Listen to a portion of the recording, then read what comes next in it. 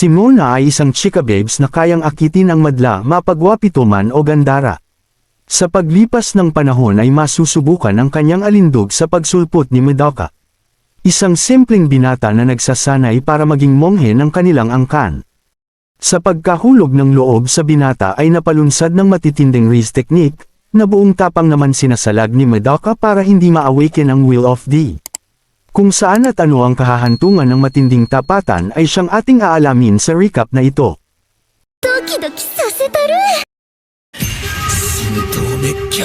Sanggol pa lamang si Mona ay kakikitaan na ng potensyal sa pag-raise dahil sa kakaibang ningning.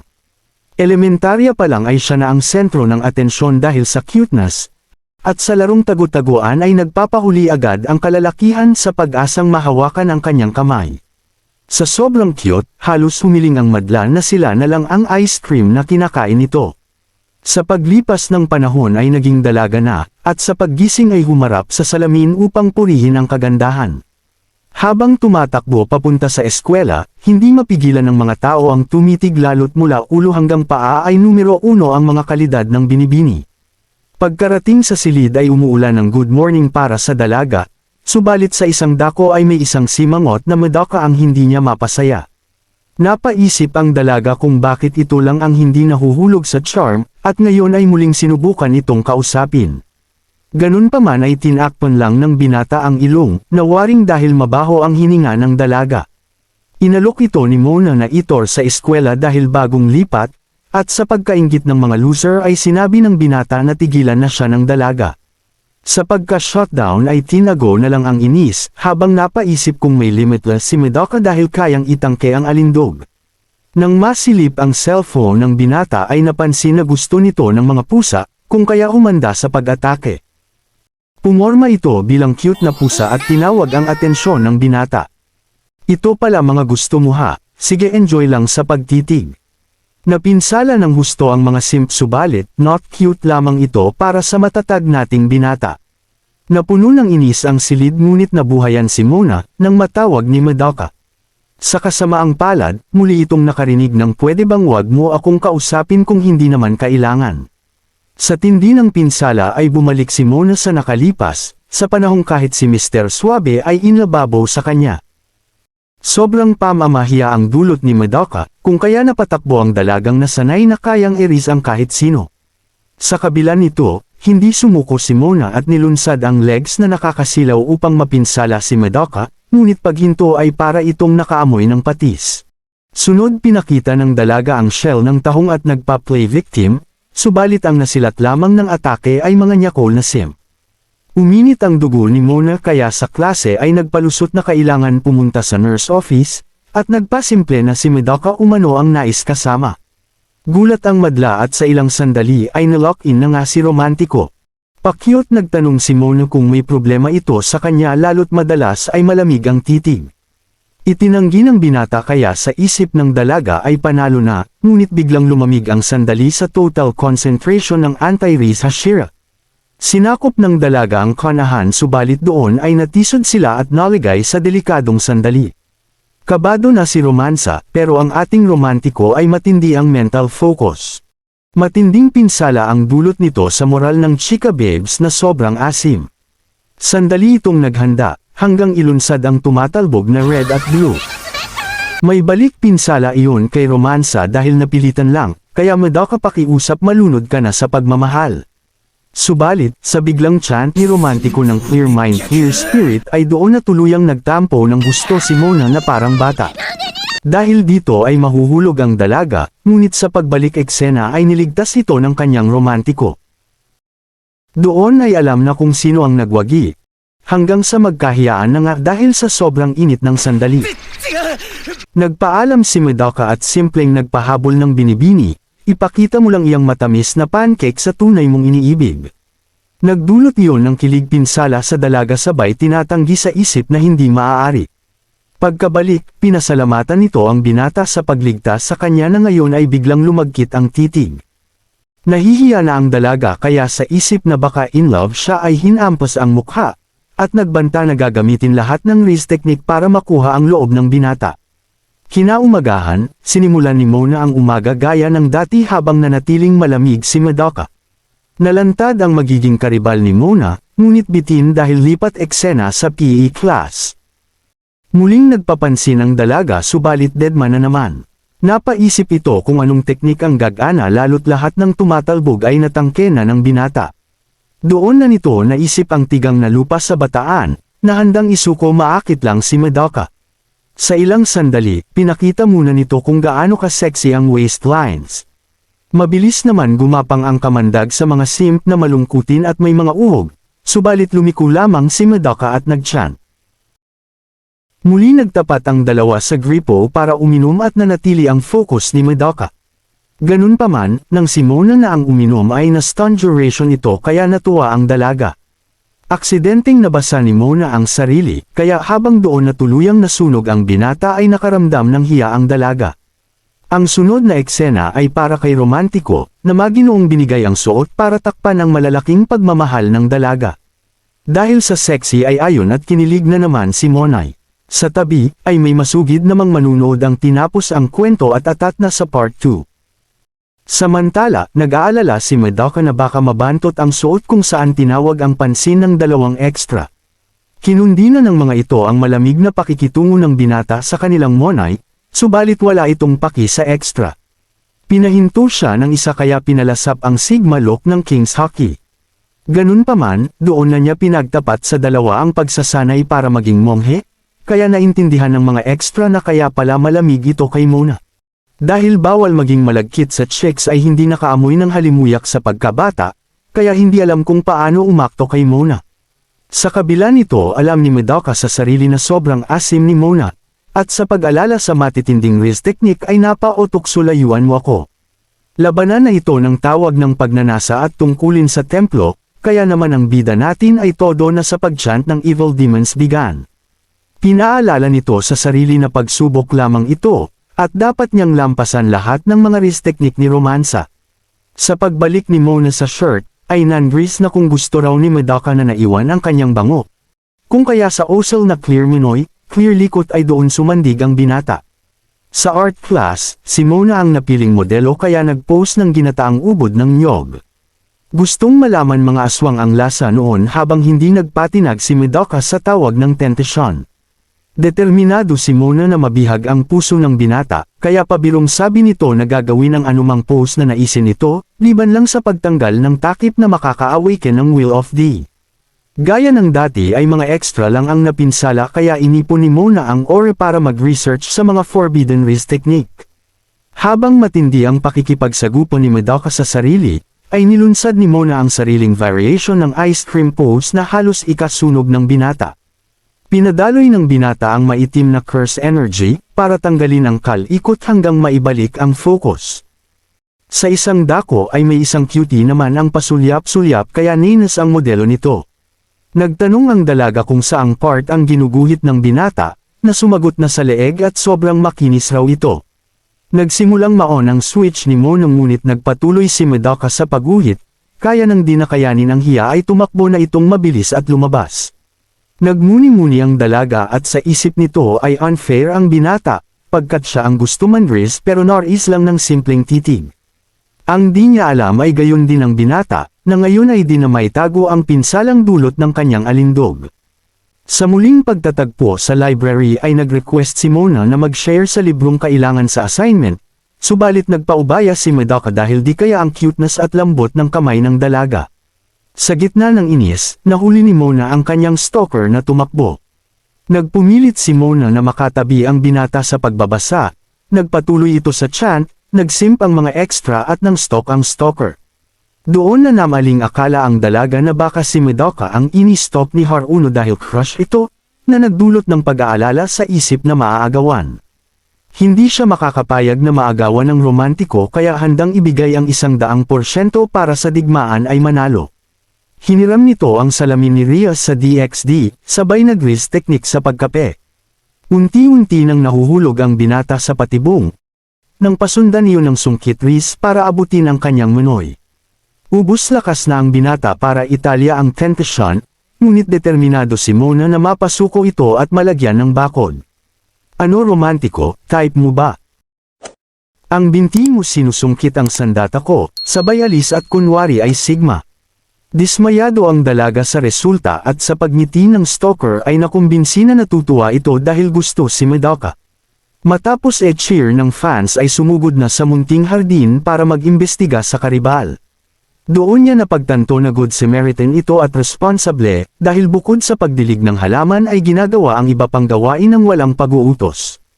Asar talo ang dalaga kaya sinubukan hanapan ng depekto si Haruno sa pisikal na anyo, subalit kahit doon ay excellent ito. Di man sinlaki ng kanya ang siopaw nito, ay perpekto naman ang pagkaluto na pinuri pa nga ng mga kaklase. Si Haruno ang mahinhin type na kabaliktaran niya, kung kaya nagplano para hindi maagaw ang kanyang Madoka. Sunod binigay ng extra ang pinabaylang latest volume ng Spy X Family ng dalaga, kung saan nakatanggap ng I love you kaya atuboy ang extra. Habang enjoy ang binata sa aliwalas ng rooftop ay doon na pinalipad ni Mona ang kanyang panyo. Pagkapulot pa lang ng binata ay nilapitan na ito at nagpasalamat sa mahinhing paraan. Nagpatuloy ang kanyang malaanghel na galawan, subalit nang sasabihin ng ang kabaitan ni Madoka ang side na nagpaibig sa kanya ay naligwak. Sadyang di niya makayanan ang kilig, kaya nandris na lang sa pag-ihip ng hangin at tinawag na niya Cole ang binata. Todo tanggi naman ang binata, ngunit mas conscious na pala ang isa kaya napa-atres bigla. Isang buwan na ang lumipas at botohan na sa magiging class rep, ngunit nanatiling ini si Mona dahil di marais si Madoka. Unang nahalal si Haruno kung saan ayaw masangkot rito ng dalaga, ngunit buenas malas siya kaya naging kapareha ni Karibal sa representative. Nag-usap na sila sa planong event sa nalalapit na school festival. Iminungkahi ni Haruno ang maid cafe, haunted house at movie theater, ngunit sa isip ni Mona ay cringe ito. Nagtanong si Haruno sa naging events ng nasa mid-school pa si Mona, at sinabi nitong costume cafe umano. Sinabi ni Haruno na marahil cute ito sa panahong iyon, ngunit iba sa dalaga na ayaw iyon dahil di makakita. Focus si Mona sa pag-imbestiga sa karibal habang walang kaalam-alam si Haruno sa nangyayari. Naisip ng dalaga na baka basic lang siya rito kaya hindi tinuturing na karibal, kaya nasira ang ballpen sa inis. Pinahiram ni Haruno ang kanyang ngunit na proning, sa isip na nais kunin ni Mona ang kanyang phone na puro litrato nito ang laman. Ayaw niyang mabisto kaya hindi isusuko ang phone kahit anong mangyari, kaya naman bistado ang kahina-hinala. Gustong tuklasin ni Mona ang laman ng phone kaya doon na sila nagtakbuhan. Sinabi ni Haruno na magagalit ito, ngunit hindi raw sabi ni Mona basta lumayo ito sa kanyang Madoka. Doon na sila bumagsak at matapos makita ni Mona ang hiwaga sa cellphone ay nagulat. Naiyak si Haruno at wag umanong ipatulpo ng dalaga, na sinabi namang hindi at wala namang problema. Nagtapat si Haruno na fan siya ni Mona noon pa, kaya sekretong kumukuha ng litrato bilang koleksyon. 100 lang naman ang koleksyon, habang doon na napagtanto ni Mona na wala naman pala itong gusto kay Madoka. Dahil dito, niyakap na lamang niya si Haruno na umiiyak at sinigurong walang problema kahit 1,000,000 litrato ang kunin nito. Ganun pa man, nais niyang lumusot sa pagkasambit na layuan ang kanyang Madoka, yun lang at baldog siya magsinungaling. Bistadong-bistado ni Haruno ang pagsinta ng dalaga kay Madoka, lalo't mas naging matamis ang mga ngiti nito nang lumipat ang binata. Nagpahayag ito ng suporta kaya sa huli ay wala nang nagawa ang palusot ni Monay. Naghanda na ang klase para sa papalapit na event, at habang excited ang lahat ay focus lamang ang dalaga sa wrist na sunod gagamitin kay Madoka. Sa pagdating ni Haruno ay nagkaroon ng dalawa ng usapang besties. Pinagbigay alam ni Haruno na willing magpahiram ng costume ang kanyang ate sa acting class. Biglang liko ang dalaga sa dako ng binatang busy sa pagsulsi sa rosas, kung kaya nakahalata ang isa. Tumanggi man si Mona sa pag-ibig ngunit sadyang wala siyang lusot sa diehard fan. Sekretong nainis ito kay Haruno, lalo't ayaw pa rin tanggapin sa sarili na gusto niya talaga si Madoka. Matapos ito, pumunta sina Mona at Haruno para tingnan ang mga costume. Nais ipasuot ni Haruno ang maid outfit, ngunit next episode na lang daw sabi ni Mona. Sunod na kwento ni Haruno ang patungkol sa isang legend, isang daanan para sa mga tinadhana o ang Bridge of Love. Dulot ng pagtataka, pinakita ni Haruno ang isang daanan na di umano, kapag naghawak kamay doon ang sinumang magkapareha sa school festival ay magkakatuluyan. Kilig na kilig si Haruno habang deadma lang ang dalaga. Pagbutihan mo kay Madoka, mga salitang nagpainis kay Mona. Sunod dumating ang isang extra at tinawag si Haruno para sa isang task. Sinamantala na ni Mona ang sandali para pumili ng mga outfit na babasag sa depensa ng binatang immune kuno sa Riz. Mula sa isang maasim na multo, matamis na maid, pulis na puputukan ka, at sa matikas na butler. Magkaganon pa man ay ito ang napili, walang iba kundi ang Bunny Girl Senpai outfit ni Mai Sakurajima. May hiya naman ang dalaga na mukha siyang ulam rito nang biglang sumulpat ang binata. Parehong napinsala ng husto ang dalawa. Kung saan nagtanong si Madoka kung bakit napakasinigang ni Mona sa asim. Sinabi ng dalaga na naghahanda lamang sa event, at ayon naman sa isa ay pinapunta lang siya ng guro para sa paperwork. Painit ng painit ang sandali ng makadinig ng boses papasok sa silid. Hindi kakayanin ng dalaga ang hiya pag nabisto ni Haruno kung kaya dinakat ang binata. Sa pagpasok ni Haruno ay bunny ears lamang ang natira, pagkat ang dalawa ay nagtago sa masikip na silid. Kabado na si Mona at sa paghaplos ng malalaking pagmamahal ay nasubukan ang tatag ng binata. Tiniis ni Romansa ang pagkahiya habang nagchant si Romantiko ng Clear Mind Clear Minoy. Ako mismo ang limitless void, sambit ng binata habang nakikiliti si Romansa sa kanyang hininga. Doon na dumating ang kabigan ni Haruno, kung kaya sa wakas ay nakaligtas sa bingit ng paglampas sa mga limitasyon. Umaasa si Mona na nakapagdulot ng pinsala, ngunit pinaasa na naman siya ng anti-Riz Hashira. Naisip ng dalaga na bumaba pa ang halaga niya sa binata dulot ng suot, sinabing di naman talaga cute ang suot. Nagpalusot ito sa pagkarinig ng binata subalit sadyang halata. Sa di inaasahan na sambit ni Madoka ang salitang ang cute mo. Kinilig ang isa habang sa pag-alis ay nagpaalala ang binata na masyadong nakakagutom ang sinigang sa asim na bunny outfit. Cuteness overload ang ayaw umamin sa pag-ibig at gayon din ang binata, na muling pinaapaw ang curse energy para tanggalin ang Riz effect. Kinabukasan ay matamis ang ngiti ng dalaga, sa isip na tuluyan ang nabihag ang lalaking immune kuno sa kanyang alindog. Binati niya ito ng magandang umaga subalit, muli niyang natikman ang Sigma look. Sa wakas ay oras na para sa school festival, at masayang naglingkod ang mga dalaga sa katauhan ng isang bunny. Sa inaasahan ay takaw atensyon si Mona kaya napakuha si Haruno. Sa tabi ay pinakilala si Shirahama na kinumbinsi si Asahi, na mag-moves na sa Madoka nito para di maunahan. Tila shy girl naman ito kaya duwag, hanggang lumipat sa kusina ang eksena. Nagluluto doon ang binata at sa pagdating ng iba pa ay nag-switch sa iba para magluto. Humirit ang simp para magpapalit ngunit shutdown ang inabot. Sinamantala naman ni Mona ang pagkakataon at inaya si Madoka para mag-break kasama siya. Ngunit hindi raw nito iyon kailangan. Tinaya ito ni Mona mag-lunch kung kaya pumitas sa niluto at busog na raw siya. Nang dahil sa tindi ng depensa ay kinulit ito ni Mona, hanggang umapaw ang Queen at King's hockey ng mga mandirigmang ayaw patalo sa isa't isa. Sunod nilagyan ni Haruno ng bunny ears ang binata, at sinabing kung gusto talaga tumulong ay i-promote ang cafe kasama si Mona. Utos nga raw ito bilang representative. Nagkaamuyan na ang dalawa sa assist habang walang alam si Madoka. Ayaw pa rin umamin ang isa sa feelings at inisip naman ng binata na pagsubok lang ito.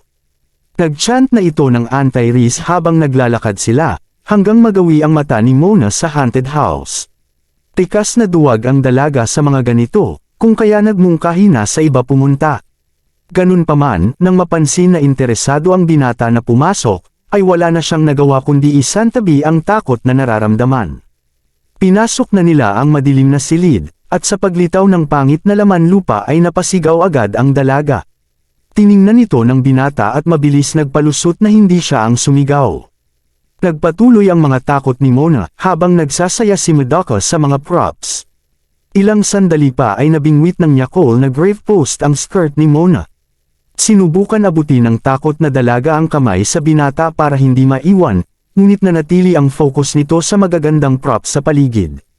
Sa pagkahawak sa shirt nito ay doon na nakita ng binata ang legs na nakakasilaw. Palusot si Romantiko na walang nakita, habang napatakbo na si Romansa dahil sa takot. Focus naman si Haruno sa pag-imagine sa kaskusan ng dalawa, kaya ayon at sunog ang luto. Habang inggit sila Manlupa sa monghe romantiko ay nag-isip ng panibagong riz si Mona.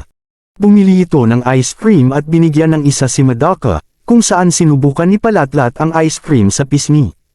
Sa sobrang cringe ay nagalit ang isang uwak, kung kaya kinuha ang ice cream ni Mona. Sunod naman silang nagpunta sa concert ng Shamrock at binalak magpabuhat sa binata. Ganun pa man ay naaimali siya dahil iba ang dinakot. Gumawa naman sila ng sining gamit ang lobo kung saan nagnakaw ng halik gamit ang obra, subalit sa huli ay naputukan siya. Dahil sa matitinding pagkabigo ay na-depress, lalo't bukod sa ubos na ang Riz ay patapos na ang school festival. Nang walang ano-ano ay tunguhin ng kanilang mga paa ang isang lokasyon, kung saan nag-aalab ang mga sandali sa pagitan ng magkakapareha. Ito na nga ang di umano mahiwagang daanan ng mga itinadhana, walang iba kundi ang Bridge of Love. Sa panig ng extra, ay sinligwak naman pala ito ni Haruno dahil tutong rin ang luto. Samantala, napagdesisyonan ng bagong karibal ni Mona na umuwi, kung kaya dismayado ang supporter nito. Unti-unting naniwala si Mona sa legend dulot ng tamis eksena sa paligid, hanggang matawag ang atensyon ng kanyang mga fans. Agad nagduda ang mga ito na kadate ni Mona si Madoka, dahilan para mag-alala ito. Gusto niya pa rin makumbinsi si Haruno na di niya gusto si Madoka, na ngayon ay nag-isip naman ng palusot. Doon na nagmungkahi si Mona na i-promote nila ang cafe, na nang gawin nga ng mga ito ay nakumbinsi ang madla, na trabaho lang ito at walang landian. Nakasilip si Mona ng tsansa para umatake, kung kaya pinagbigay alam sa binata ang legend sa mahiwagang daan. Ayaw naman patinag ni Madoka, na nang hawakan ang kamay ay tumanggi. Bakit, kinilig ka ba romantiko, mga salitang nagpaliko sa binata dahil sa delikadesa. Gusto na nitong bumalik, subalit sinundan ng paawa effect ni Mona na nadapa kunwari. Tulungan mo naman ang iyong romansa, sambit ng sinigang sa asim sa pag-asang maghawak kamay. Naharap sa tawag ng pagkaromantiko inabot ng binata, ang dalawang kamay para itayo ito na parang baby. Sigma look sigma exit, ito ang matinding kombinasyon na nagpakilig ng husto sa dalaga. Dahil dito ay atat siyang makabawi, kung kaya muling hinabol ang binata. Nagkasukatan na sana, yun lang at dumating ang mga extra at pinabalik ang dalawa sa pagtrabaho. Tubos na dismaya si Mona sa plot development, dahilan para mapukaw ang atensyon ni Haruno. Agad na itong nag-utos na samahan ni Madoka ang dalaga, sa pagbalik ng desk gamit ang kapangyarihan bilang representative. Nagsenyas na ang mag-besties hanggang magpasan na nga ang dalawa. Nais mang makumplito ang assist ni Haruno ay naubos na yata ang lakas ni Mona. Napansin ni Madoka na babagtasin nila ang kahabaan ng Bridge of Love kaya nag-ipon ng mental might. Tinanong ito ni Mona kung nagsaya sa kanilang kulitan, subalit walang naging tugon. Natulala sa mga pagkabigo, ay doon na nahulog ang isa na namang kahon. Nagresulta para hawakan sa wakas ng binata ang kamay ng dalaga sa pagligtas dito. Tila naging kamatis ang pisngi ni romansa kasabay ng alaala na nasa Bridge of Love sila. Napakalagkit ng mga tinginan hanggang umatras ang binata, sinabing tapos na ang event kaya not counted ang hawak kamay sa di umano road to forever. Nahiya na rin ang isa, at doon pa lang sinabi ni Madoka na nagsaya siya sa unang beses sa kanyang buhay. Kinabukasan, tila kamandag na gumapang ang bisa ng di umano legend sa mga bagong couples. Tinawag na hanghang ni Mona ang mga ito, ngunit naalala na isa pala siya sa mga iyon. Kinumusta ito ni Haruno sa love route, sumagot na ayos lang naman. Ganun pa man, sa pagdaan ng binata na huminto bigla ay nagtago sa isang dako. Hindi alam ng dalaga na in love na kasi siya, kaya matapos maibalik ang estado ay nag-good morning kay Madoka. Tumugon naman ang binata subalit mas malakas ang good morning ng mga simp. Napagkasunduan ng mga ito na mag-bowling muna, kaya naman muling nakasilip si Mona ng oportunidad. Matapos ang perfect shot ay nagsimula mag-high five sa madla, kung saan lumiko si Madoka ng siya na. Sa panig ng dalaga ay nalintikan na, tinamaan na siya kaya nahihiya na. Nagpalusot itong napigtas ang sintas para matakasan ang kilig pinsala, dulot ng di maintindihang pag-ibig. Sa pagpapatuloy ng kasiyahan ay doon nalantad ang kaba ni Madoka, kasabay ng kagustuhan na mahawakan sanang muli ang kamay ni Mona. Muli siyang nagpaalala sa sarili na pagsubok lang ito, at hindi dapat makalikot ng mainit na wrist technique. Dismayado naman si Mona sa nararamdamang pagkahiya sa binata, kaya lakas loob itong nag-request kay Madoka na tumabi, upang patunayang siya ang diyosa ng wrist. Nagpa-cute ito, nag-focus ang binata, habang sumisimple ang isa sa halimuyak. Inagaw na ng dalaga ang inumin ng binata, na ngayon ay sinabing, romansa sumipsip na ako riyan. Patay mali siya lang si Mona kaya kabado na silang pareho sa napipintong indirect kiss, subalit magkaganon pa man ay nagwagi ang pride ni romansa at sumipsip na nga. Tinagok nito ang inumin at umasa na iinom si romantiko at makalikot. Sa uulitin ay tumanggi ang binata at binigay na lang ang cola, kung kaya defeat na naman si Mona. Nagpasalamat ang isa kay Bro sa pagkaligtas, para lamang maligwak sa kanyang tirada. Nag-flex naman ang dalaga sa winter uniform at gaya ng dati ay nabighani ang madla. Piris nito si Madoka at sinabing magpalit na rin ng uniforme para hindi malamigan, subalit sagot nito na immune siya sa lamig. Naiipon lamang ang inis ng dalaga, sabay ng mga fans nito. Nag-text na nga ang isa sa anti-risk kuno at pinapunta ito sa rooftop. Kinundi na nito ang kasungitan ng binata sa kanilang monay, subalit depensa nito na labag iyon sa kanilang doktrina. Tinawag ito ni Salamin na hanghang pagkat di naman umano bawal ang makipagkaibigan, kundi ang makipagkaibigan. Binuhay nito ang konsensya ng binata, na sa bawat kasungitan sa kanilang monay ay kalungkutan umano ang dulot. Panay effort nga raw si Mona para mapasaya ito, kaya wag nang maging choosy dahil di naman santo. Kinumbinsi pa ni Salamin ang kapatid na magbigay sermon, subalit prioridad lang nito ang kasiyahan ni Mona. Tinanong nito si Madoka kung pagsuway sa doktrina ang pakikipag-usap sa isang babae, na sumagot namang hindi. Mula rito, pinaalala ni Yuzuru na parte rin ng doktrina ang maging mabait sa kapwa. Lagi nga raw itong tinutulungan ni Mona simula ng lumipat, kaya umaasang suklian man lang yon.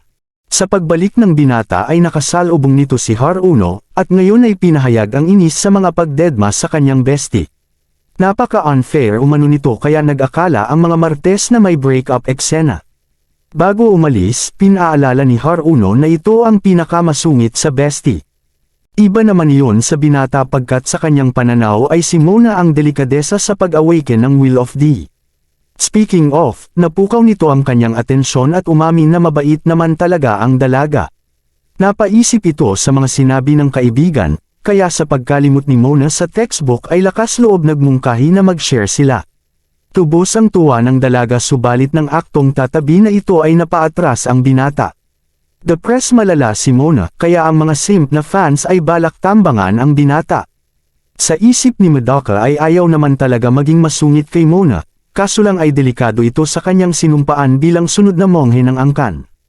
Magkaganon pa man, lakas loob na itong tumabi at nag-share ng libro sabay humingi ng tawad pagkat nabigla lang naman. Nastan ang dalaga kaya wag na lang raw kung ayaw nito, ngunit doon na pinakita ni Mona ang interes at nagpasalamat. Pasado na ang binata sa mga fans dahil napangiti sa wakas ang kanilang monay, sabay napakuha pa ng litrato si Haruno. Pakibahagi kung aling Riz ang pinakamatindi, at paki-like and share na rin. Hanggang sa muli mga romantiko at romansa.